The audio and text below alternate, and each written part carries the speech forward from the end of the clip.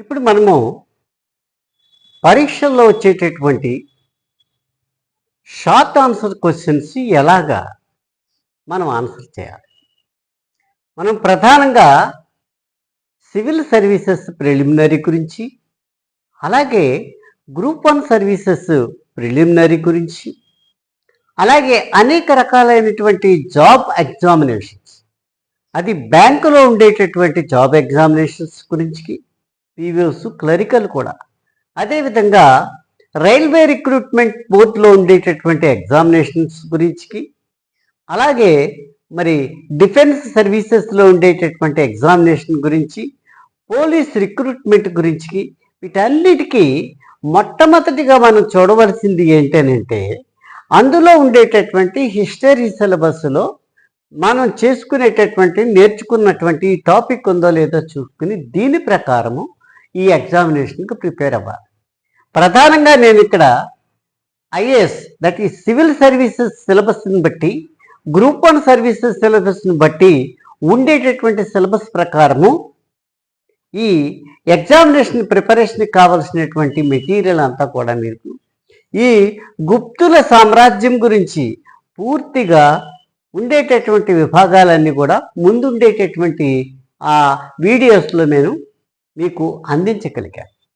ఇప్పుడు దీంట్లో వచ్చేటటువంటి ప్రధానమైనటువంటి చిన్న క్వశ్చన్స్ గురించి మనం ప్రత్యేకంగా చదువుకుందాం. ఇది ఎందుకనంటే సిలబస్ ప్రకారం ఫాలో అయితేనే కానీ మనం ఈ ఎగ్జామినేషన్స్ రాయలేము. ఏదో టూకీగా చదివి ఎగ్జామినేషన్ పాస్ అయిపోయి ఉద్యోగం సంపాదించాలనుకుంటే అది చాలా కష్టం. పూర్తిగా దీని మీద ఉండేటటువంటి నాలెడ్జ్ మీకు ఉంటేనే ఈ ఎగ్జామినేషన్లో మనం పాస్ అవ్వగలము. ఈ ఎగ్జామినేషన్కి కావలసినటువంటి అన్ని షరతులను మనం పూర్తి చేయగలం. కాబట్టి ఇక్కడ మనం గుప్తుల యొక్క సామ్రాజ్యం గురించి కావలసినటువంటి వీడియోస్ అన్నీ చూసాం.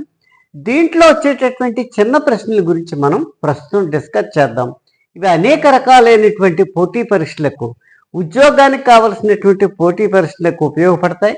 మొట్టమొదటిగా మీరు ఆ పోటీ పరీక్షల్లో ఉండేటటువంటి సిలబస్ని చదువుకొని దాని ప్రకారం ఈ వీడియోస్ని మీరు ఫాలో అయినట్లయితే ఖచ్చితంగా పర్ఫెక్ట్గా ఈ ఎగ్జామినేషన్ రాయగలరు. ఇదే కాకుండా ప్రతి ఎగ్జామినేషను పూర్తిగా సిలబస్లో ఉండేటటువంటి సబ్జెక్ట్ అంతా మనకు రావాలి అని అంటే ప్రతిసారి ఆ సబ్జెక్ట్లో ఉండేటటువంటి విషయం చదువుకోవడమే కాకుండా అనేక మార్లు రాసి దానికి సంబంధించినటువంటివి అంతా కూడా సొంతంగా మీరు అసెస్మెంట్ చేసుకుంటేనే కానీ ఈ కాంపిటేటివ్ ఎగ్జామినేషన్లో లక్షల మంది రాసేటటువంటి కాంపిటీషన్ ఎగ్జామినేషన్స్లో మీరు ఎప్పటికీ ముందుకెళ్ళలేరు. కాబట్టి ఒక సిస్టమేటిక్గా దీన్ని ప్రిపేర్ అయ్యి, ముందు సబ్జెక్ట్ ప్రిపేర్ అయ్యి, ఆ తర్వాత దాన్ని జాగ్రత్తగా రాసుకుని అక్కడ ఉండేటటువంటి ప్రశ్నల్లో ఉండేటటువంటి సమాధానాలన్నీ ముందు పెద్ద ప్రశ్నలకు సంబంధించినటువంటి సమాధానాలు రాసుకుని తరువాత చిన్న ప్రశ్నలకు కావలసినటువంటివన్నీ కూడా ప్రిపరేషన్ చేయాలి. ఈ విధంగా ప్రిపేర్ అయితేనే మనం గ్రూప్ 1 సర్వీసెస్ కానీ సివిల్ సర్వీసెస్ కానీ మనం రీచ్ కలం. అయితే ఇక్కడ నేను చెప్పేది ఏంటంటే పూర్తి నాలెడ్జ్ ఉంటేనే కానీ ఏ సబ్జెక్టు కూడా మనం రాయలేం. అంటే కాంపిటేటివ్ ఎగ్జామినేషన్లో చెక్ చేసేది ఏంటంటే మీకు ఎంతవరకు ఆ సబ్జెక్టు అర్థమైంది అనేటువంటి విషయాన్ని చెక్ చేస్తారు. అందుకనే ప్రిలిమినరీ ఎగ్జామినేషన్స్ మైనస్ మార్కులు పెట్టారు. అలాగే గ్రూప్ 1 సర్వీసెస్ ఏ ఎగ్జామినేషన్ అయినా సరే మైనస్ మార్కులు ఎందుకు పెట్టారంటే నీవు పూర్తిగా దాన్ని అర్థం కాకుండా చదివేవి, నీకు అది అర్థం కాదు అనేటువంటి. How best you understand the subject is the only measurement for the all competitive examinations. కనుక మనం ఇప్పుడు గుప్తుల సామ్రాజ్యంలో వచ్చేటటువంటి చిన్న ప్రశ్నల గురించి మనం చూద్దాం. గుప్తులు భారతదేశంలో ఏ ప్రాంత భాగంలో పరిపాలన చేశారు? ఎన్ని సంవత్సరాలు వారి పరిపాలన కొనసాగింది? వీరు ఏ ప్రాంతంలో పరిపాలన చేశారంటే ఉత్తర భారతదేశంలో గుప్తులు పరిపాలించారు.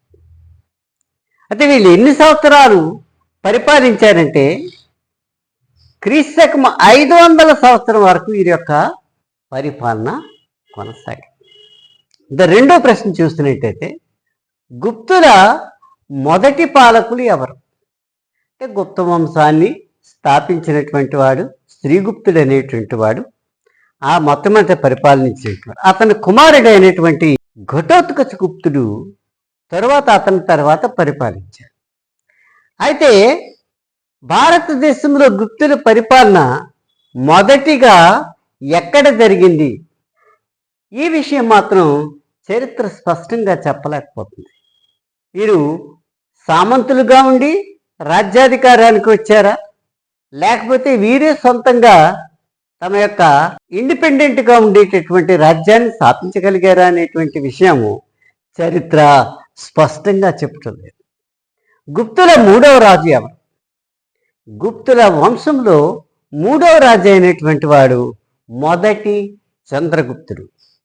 మొదటి చంద్రగుప్తుడు ఎవరి తర్వాత రాజ్యానికి వచ్చాడు? మొదటి చంద్రగుప్తుడు ఎవరి తర్వాత రాజ్యానికి వచ్చాడు అని అంటే ఘటోత్కచ గుప్తుని తరువాత అతడు గుప్త రాజ్యానికి వచ్చాడు. మొదటి చంద్రగుప్తుని భార్య ఎవరు? ఈమె పేరు కుమారదేవి.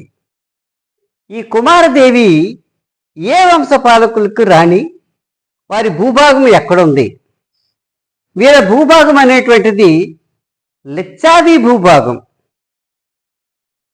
ఇది పురాతన భారత ఉపఖండంలో ఒక ప్రముఖమైనటువంటి పాలక వంశం, ఈ లిచ్చావి వంశం అనేటువంటి. ఇది సొంతంగా ఉండేటటువంటి గణతంత్ర రాజ్యం. ఇది ముఖ్యంగా ఎక్కడ దీని ప్రదేశం అనంటే బీహార్లోని గంగా నదికి ఉత్తర ప్రాంతాన ఉండేటటువంటి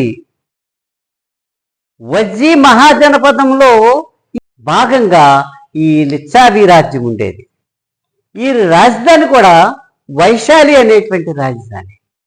ఈ రాజ్యమునకు రాణి అయినటువంటి మరి కుమారదేవి ఎవరి భార్య? మొదటి చంద్రగుప్తుని యొక్క భార్య. మొదటి చంద్రగుప్తుడు ఏ ఏ ప్రాంతాలకి గుప్త సామ్రాజ్యాన్ని విస్తరించాడు? మొదటి చంద్రగుప్తుడు తన సామ్రాజ్యాన్ని గంగానది పరివాహక ప్రాంతమును ఆనుకున్నటువంటి ఔధ్, అలాగే మగధ నుండి ప్రయోగ వరకు కూడా తన సామ్రాజ్యాన్ని విస్తరించాడు అని. ఈ ప్రయోగకే ఇంకొక పేరు ఏమిటి అని అంటే అలహాబాద్ అని కూడా అంటారు. లిచ్చావి గణస్వతంత్ర రాజ్యం యొక్క ప్రదేశం ఎక్కడ విస్తరించింది? ఇది గుప్తుల కాలంలో ఎక్కడ ఉండేది అంటే బీహార్లో ఉత్తర భాగాన్ని గంగానదిని ఆనుకుని ఉండేటటువంటి రాజ్యంలో ఇది విస్తరించి ఉంది.